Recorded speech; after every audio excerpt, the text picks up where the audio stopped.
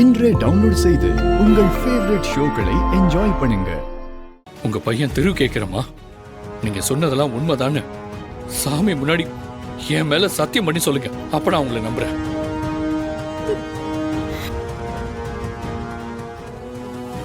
சத்தியம் பண்ணுங்க. என்னப்பா சத்தியம் அது இதுன்னு பெரிய வார்த்தையெல்லாம் சொல்லிக்கிட்டு இருக்க? அம்மா நான் சொல்றேன்ல, நம்ப மாட்டியா? அம்மா, அப்படிலாம் பேசி நீங்க என்ன சமாளிக்க முடியாது. நீங்க சொன்னதுதான் உண்மைன்னா இந்த உப்பு மாத்திரை சடங்குக்கு நீங்க வராம போனதுக்கு நீங்க சொன்ன காரணத்தை தவிர வேற எந்த காரணமும் இல்லைன்னு சத்தியம் பண்ணுங்க.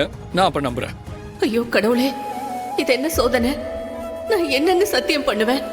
என் மகன் திருவுக்கு யாரோ சொல்லி எல்லா விஷயமும் தெரிஞ்சிருக்கு போல இருக்கு. இப்ப நான் காஞ்சனாவை காட்டியா கொடுக்க முடியும்? என்ன காஞ்சனா ஒதுக்குன விஷயம் திருவுக்கு தெரிஞ்சுதான் கேக்குறானா? நான் உண்மையை சொன்னா திருவால தாங்கிக்க முடியுமா? திருவுக்கு இது தெரிஞ்சா தேவையில்லாத குழப்பமும் பிரச்சனையும் வரதோட காலத்துக்கும் காஞ்சனா என் மேல இன்னும் வெறுப்பாயிடுவா. இப்ப எப்படி நான் திருவை சமாளிக்கிறது? என்னம்மா யோசிக்கிறீங்க?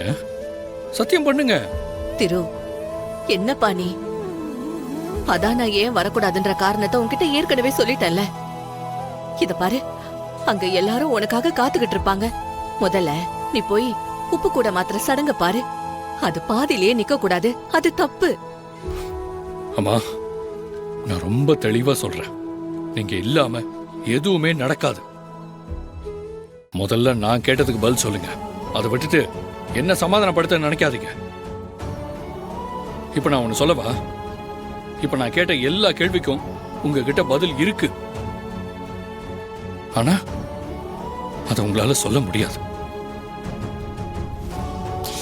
கொஞ்ச நேரத்துக்கு முன்னாடி நான் உங்களுக்கு போன் பண்ணப்ப எனக்கு உடம்பு சரியில்லை, ஹாஸ்பிட்டல் போயிட்டேன்னு சொன்னப்ப நீங்க கோயில தான் இருந்திருக்கீங்க.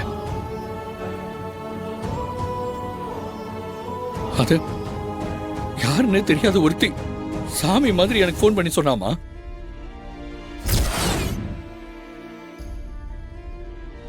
எனக்கு அப்ப கூட என்ன நடந்துச்சுன்னு முழுசா தெரியல. அப்பதான் நான் உங்களை தேடிட்டு இருந்தப்போ மயிலுக்கு போன் பண்ணி கேட்டேன். அப்பதான் எனக்கு தெரியாம நடந்த எல்லா விஷயமும் எனக்கு தெரிய வந்துச்சு. அதுக்கப்புறம் தான் சொந்த வீட்லயே உங்களுக்கு எவ்வளவு பெரிய கொடுமை நடந்திருக்குன்னு எனக்கு புரிஞ்சதுமா. திரு, நீ என்ன சொல்ற? மயில் என்கிட்ட நடந்த எல்லாத்தையும் சொல்லிட்டாமா.